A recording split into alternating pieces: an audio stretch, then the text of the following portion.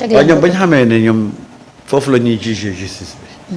ñoom lu ñu doon porter plainte. moo ma jaaxal sax. nit kay boo ko doyluwul doo porter plainte. déedéet. c'est-à-dire que ñoom dañu dem ba boo deful ndànk ce problème là risque de se retourner contre eux. En voulant faire mal il risque de se faire mal. parce que ñoom ils voulaient faire mal. malheureusement ki leen dugal ci problème bi yépp. en diffusant la vidéo gis nga ko. c'est-à-dire que aujourd'hui gars yi dañuy combat bi ñuy mener ce n'est pas un combat avec des armes conventionnelles. gis nga s'opposer c'est normal dans une démocratie. kenn terewul kenn opposé mais damay wax toujours ne booy opposé wu il faut utiliser des armes conventionnelles mooy lan mooy argument la force de l'argument.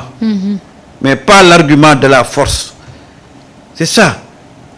la force de l'argument tey il y a beaucoup de questions yoo xam ne les gens pouvaient bu ñu nekkee véritablement une opposition mënoon nañ ci discuter tey mënoon nañ toog au état bi ne ñun dañu bëgg a xam ndax est-ce que aujourd'hui campagne arachidière bi ñu génn quels sont les résultats ñu discuter ci est-ce que le système les mécanismes que vous avez mis en place est-ce que tey mun ngeen wax ne am na impact bu positif ci récolte bi yooyu c'est des questions de fond on se chemine vers un dialogue on peut dès à présent poser les jalons comment faire pour réduire ce nombre pléthorique de partis là comment faire pour permettre à chaque citoyen de pouvoir s'inscrire sur les fichiers électoraux sans pour autant mu bañ am problème comment faire pour cette histoire de parrainage là mais yooyu yëpp c'est des arguments yoo xam ne képp koo xam ne da nga jóg ci opposé wu war nga ko mën a utiliser. vous êtes en train d'exploiter le pétrole alors dites-nous comment vous avez fait avec les contrats da ngeen ne woon bu ngeen ñëwee da ngeen renégocier les contrats fu ngeen ci toll mais tout ça c'est des questions de fond yoo xam ne ñoom mënoon nañ ci tey nekk def ko un débat de haut niveau boo xam ne dana permettre aux Sénégalais maintenant de comprendre waaye tey boo fi nekkee ci ay Azoura Fall mu ngi saaga mais Azoura Fall wutal nañ ko kayit yi ku xelam normalul te amul expertise amul contre-expertise regarde-moi ces bas de caniveau là foofu lañ toll ñoom. mais c'est-à-dire que finalement tu te dis mais ces gens-là est-ce que bëgg nañ Sénégal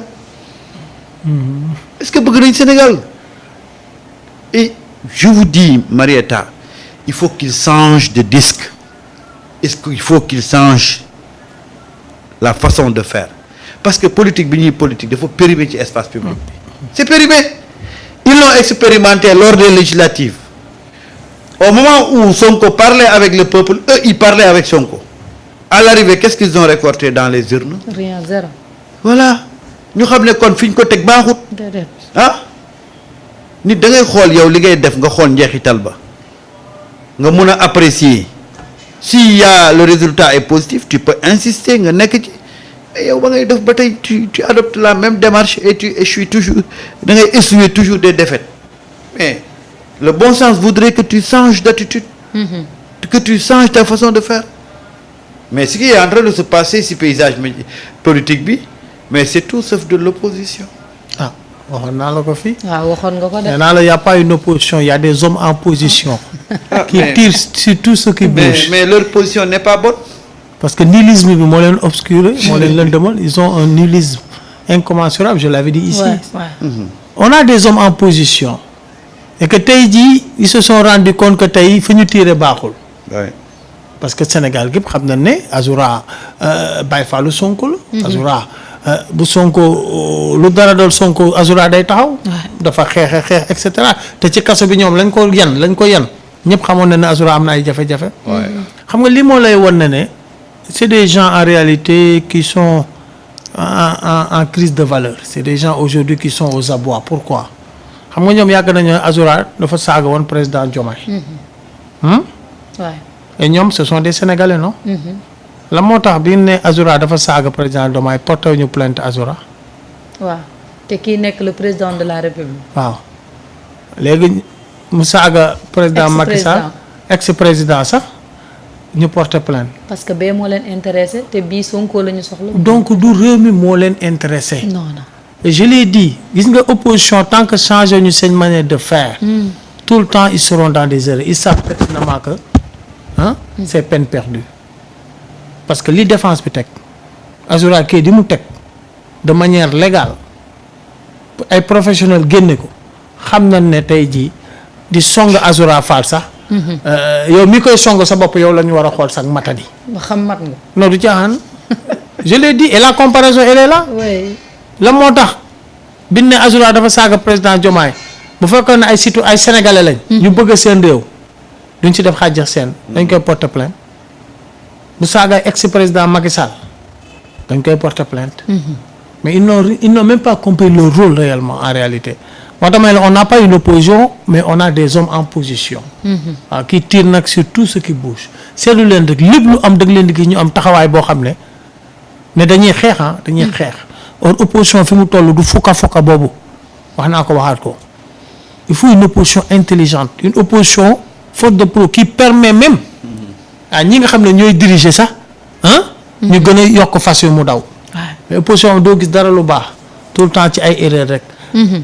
c'est-à-dire ils anticipent yenn saa yi nga gis sa défaite muy ñëw.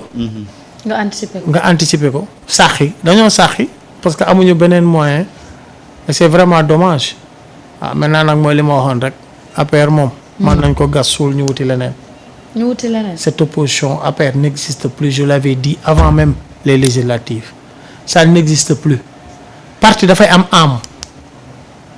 parti dafay am ruu mais après ruum jeex na bu yàgg c'est ça la vérité. affaire jeex mais non mais il a raison. il a raison il a parfaitement raison. kan si. Abdou Mbow. bu ndaw. moom de xam naa ne dafa xamul nu muy def rek mais bu mënoon sàqi tamit sàqi. mag du nax boppam. et plus l'on part. plus seen mbóot yi di gën a génn plus ñenn ñi sax toog téye seen bopp duñu waxati. pour ne pas se faire remarquer. plus ñenn ñi nga xam ne sax tane woon nañ di xool feneen fu ñu dem wala di changer wala di bàyyi politique. l'APR n'existe que de nom avec quelques marionnettes qui essaient de tirer les ficelles. loolu la mbir moo gis dafay am juddute am màgg am disparition. l'APR mu ngi disparaître te disparaître na. amatul am. non mais fi mu toll nii kay. wàccee ko ay kaamil toggal ko ay lax ñaanal ko nekk ci leneen. non mais Guèye tu as parfaitement raison l'APR n'a jamais été un parti di pro si maa ngi lay nuyu l'APR n'a jamais été un parti. 12 ans bi APR nekk ak léegi mos ngeen dégg ñu organiser congrès. renouvellement des instances. mais instant bi ils sont obligés de le faire parce que dañoo tasaaroo. non c'est-à-dire que ñu ngi fa gis. mosuñu nekk benn bay tasaaroo. Benno Bokk Yaakaar lañ tuddoon de. waaw Benno Bokk Yaakaar. mais l'APR. léegi attends Benno Bokk Yaakaar est-ce que yaakaar bi amate na. mu koy tas na bu yàgg. waaw bu yaakaar bu amatul kay étymologiquement ça n'existe plus parce que seen fondement bi yëpp yaakaar ba la woon yaakaar bi yàkkeeku na kay. ça n'existe plus. xam nga c'est un parti boo xam ne xam nga lu leen réunir woon. lu leen boole woon signature. waaw. signature kan waaj. président. moo taxoon ñoom ñëpp ñu nekk ci y a plus de signature ci ngay xamee ne ndax parti la wala du parti. waaw fi mu ne nii di gisatoo leen sax. non signature moo leen boole woon seul courant bi leen boole woon ak idéologie bi c'était la signature du président tant que Macky était là parti bi ak coalition bi dañuy dund. mais y a plus de signature y a plus de nomination y a plus de privilège. moo taxit de léegi ku ne yaa ngi wër foo bàyyi sa bopp. mais moo tax APR voilà c'est-à-dire que aujourd'hui Amadou Ba a pris benn partem ñi si des dañuy xool rek. ku ne wut foo bàyyi sa bopp. xam nga ñun suñu parti moo tax parti bu ci jógee pouvoir rek soo góorgóorlu tuuti da ngay tas. parce que y a pas de militant. xam nga militant dëgg dafa am lu koy boole mooy des idéologies un courant une pensée bu amul loolu nag parti bi. lenn moo leen di boole mooy la conquête du pouvoir bu ñu ñëwee ci pouvoir bi di tojante bopp bu pouvoir bi jeexee ku nekk demal sa bopp. loolu rek moo leen boole aujourd'hui y a aujourd'hui un parti. avec le temps nag c'est normal que mu effrité wu. muy le parti socialiste. Ouais. tey quoi ak malgré traversée du désert yëpp Parti socialiste arrive à survivre. Parce que depuis 2000 le Parti socialiste gëj ci pouvoir. Depuis 2000. à survivre. waaw ou vivre day vivoter de. non day survivre mu ngi ci jamono yi. mu ngi vivoter. nga naan survivre. lu tax gars yi tëb.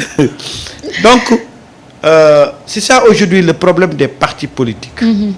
Les partis politiques se regroupent juste parce que ils ont un défi, c'est conquérir le pouvoir. bu ñu ñëwee pouvoir nag mooy atteindre nañ seen vitesse de croisière. seddoo bi boo deful nag ñu am problème te bu ñu jógee ci pouvoir nag bon nañ la woon carrément ne dama la doon topp parce que. falu moo taxoon